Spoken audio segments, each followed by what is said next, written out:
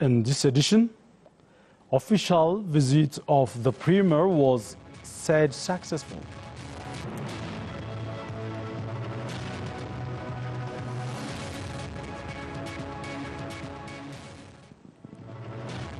US says North Korea's sanctions remain until complete denuclearization.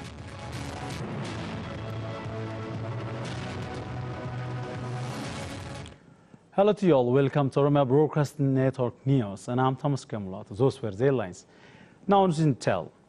The Federal Government Communication Affairs Office Ministry announced that the visit Prime Minister Dr. Abiy Ahmed held in various countries was successful in all aspects. The minister called on the nation to contribute their part to sustain the already gained achievements. It is Fikadu Brown for the detail. The Federal Government Communication Affairs Office expressed that the current visit that was undertaken by Prime Minister was successful. State Minister of the Office, Kassawn Gofe, said that since he came to the power, Prime Minister Dr. Abiy Ahmed has been working with a great commitment to build the country through unifying all nations, adding that diplomatic works are successful and can be exemplary for the Horn of African countries. Minister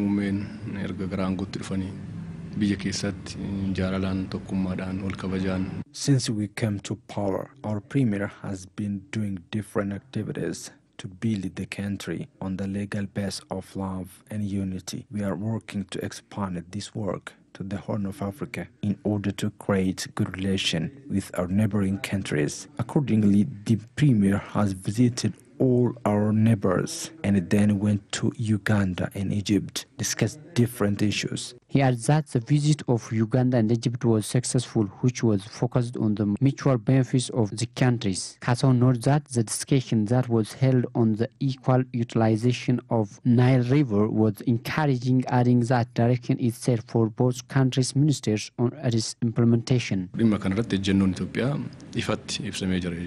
On this issue, our country's stand is clearly expressed. The Ethiopian people and government demand from the river is to use the river properly without pushing the interest of Egypt. So the Premier has made a successful discussion on the issue with Egypt president, and they are also happy with their discussion. They have also set a clear direction for its implementation. He underscored that the two leaders have agreed to integrate both countries with economy. They have agreed to integrate the countries with electricity, transport, especially to strengthen their relationship more than ever. Kassawn stressed that in his every visit, the Premier's first agenda was about the country's citizens who were in prison, and he was successful in this regard. He also called upon all the people to stand beside government to sustain the ever-started success. Colonel Abebe Garasu says he came back to home to support the political reformation observed in the country. Mother of the colonel, Aberashinago, expressed her joy for returning with her son after 10 years.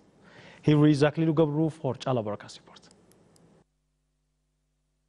Colonel Abebe Garasu was a former member of Defense Force and who had been commanding in different positions of the army. Abebe rewinded what has obliged him to go out of his country in such a way. When you ask about the right of your nation and oppose the wrong move of the system, names like narrow-minded and opposition party membership would be attached to you. That would make you to pay sacrifices. Colonel Abebe said by opposing the system after he crossed the border and moved to Eritrea, what he has expected there and the reality on the ground was different.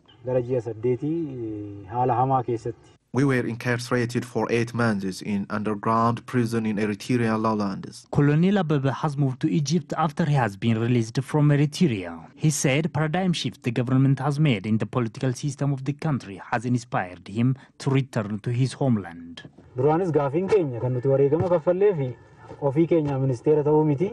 We've been struggling for the socio-economic and political benefit of our people that has started to be realized, and that's why we have returned home to support and sustain the ever-started struggle. Mother of Colonel Abebe Garasu, Aberashinago, expressed her heartfelt bliss to see her son, who has been disappeared for more than a decade. Former member of OPIDO and EPRDF Central Committee, Yonatan Bisa, says political change came in Oromia and its country through sacrifice of youth, and reform leadership is promising. We have more on that. One of the founders of OPIDO and former member of EPRDF Central Committee, Mr. Yonatan Bisa, came back to his country after 17 years. Yonatan was in Egypt for years and came with Prime Minister Dr. Abiy Ahmed from Cairo last Monday. Yonatan said he was faced many challenges before he left the country.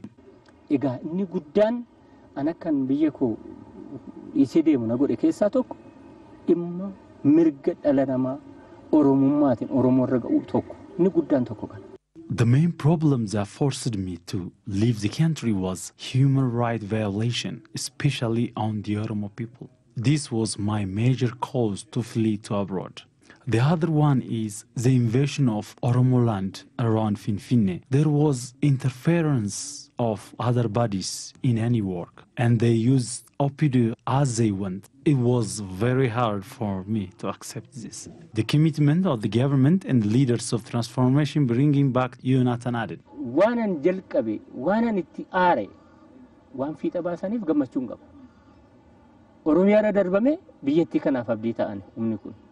I am very happy by their work because I was asking the thing that have been underway by the current leaders. Beyond saving Oromia from danger, they became hope for the country. This is a great thing for me. Not only this, but also they became hope for Horn of Africa. That is why I decided to come back to my country.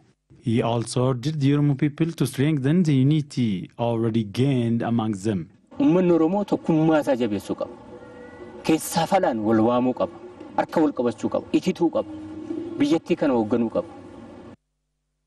Oromo people should strengthen its unity in both outside and in the country. The Oromo people have to lead the country because we shoulder their responsibility. So in order to succeed this, Oromo people should unite.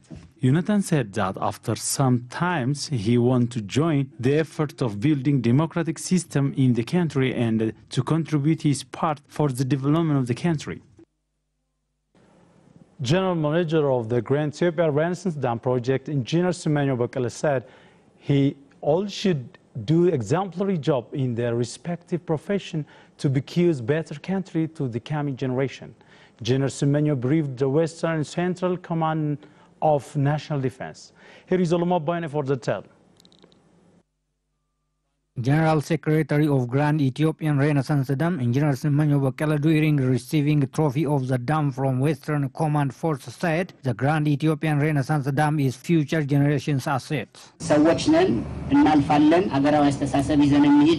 We are not permanent generation. The current generation will be replaced by the new generation. We have shown our unity regardless of our differences. Today is better than yesterday. Tomorrow might be more comfortable. So we have to work hard to set bright future for the coming generation. Engineer Semenyo noted that every citizen of the country should strive and contribute at his level best for the construction of the dam, adding the dam will also serve not only for electric power but also for tourism attraction and center of research.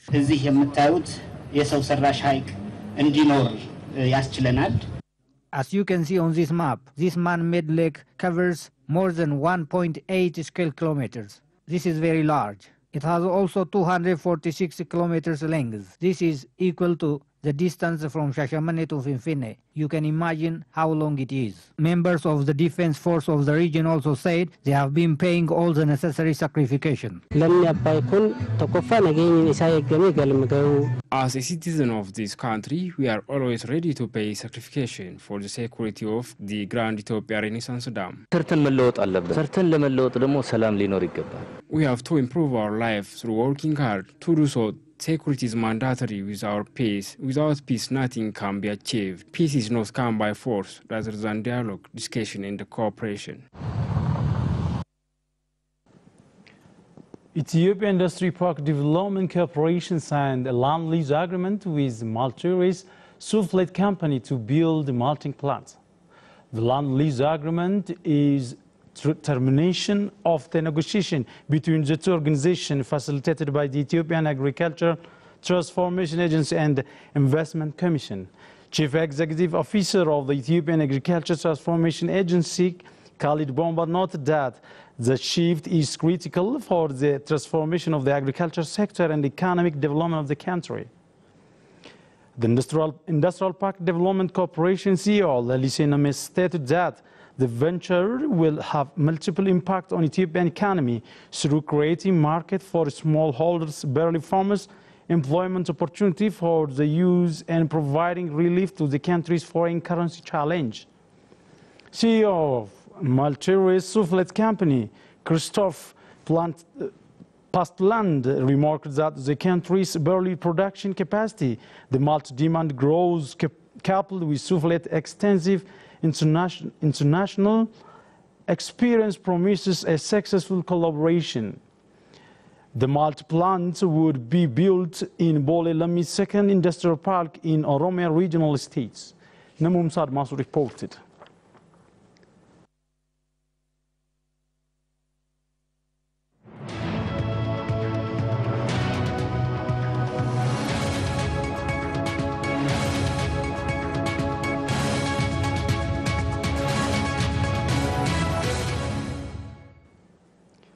You have been watching OBN, Voice of the People. Now news from abroad. U.S. Secretary of State Mike Pompeo said North Korea will not see any economic sanction lifted until he demonstrates complete denuclearization. Mr. Pompeo was speaking at a press conference in Seoul with his South Korean and Japanese counterparts. It comes days after President Donald Trump and Kim Jong-un held a historic summit in Singapore. The leaders signed a statement pledged to establish a new relationship. Mr. Kim also reaffirmed his previous promises to work towards the complete denuclearization of the Korean Peninsula.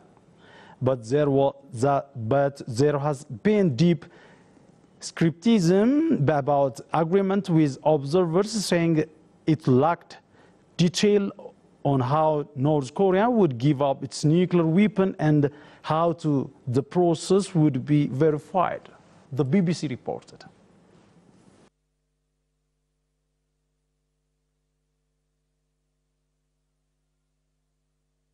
That's all for now. Many thanks for joining us. Have a good time.